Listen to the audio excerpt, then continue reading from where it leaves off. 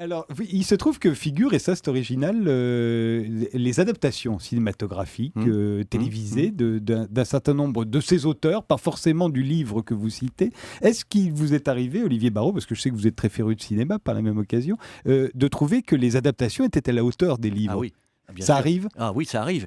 Il est même frappant que quelquefois ce soit supérieur. À qui pensez-vous? À quoi? Alors, par exemple, je pense au Journal d'un curé de campagne, l'admirable roman de Georges Bernanos qui a été adapté au cinéma par Robert Bresson. Bon.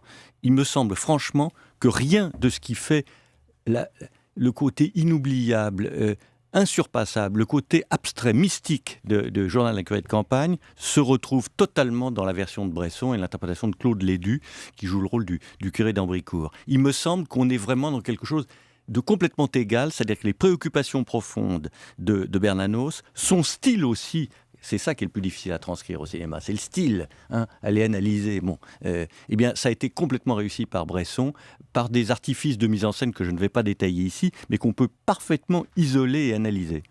Alors, Claude Habib, vous vouliez réagir? Vous avez vous aussi vos adaptations préférées? Non, je regardais et je m'apercevais que, outre Madame de Lafayette, Madame de Staël est passée à l'as. Donc il y a quand même des Et les sœurs célèbres. Brontë, les sœurs Brontë. Madame de Staël, excusez-moi, je trouve que rien n'est plus ennuyeux que la prose de Germaine de Staël, qu'il s'agisse de ses romans ou de ses essais. De l'Allemagne est un livre tout à fait intéressant, on ne va pas rentrer dans des querelles d'experts, c'est un livre intéressant. La synthèse de l'Allemagne est intéressante. Le bouquin est, excusez-moi, illisible. Qu'est-ce que tu penses de l'adaptation de La mort à Venise, donc de Thomas Mann par Visconti? Oui, c'est un très bon exemple d'une transcription. Et en plus, il y a quelque chose qui va très bien, c'est que Mort à Venise est un court roman ou une longue nouvelle qui a à la lecture à peu près la même durée, la même exigence, la même temporalité que celle que Visconti a appliquée.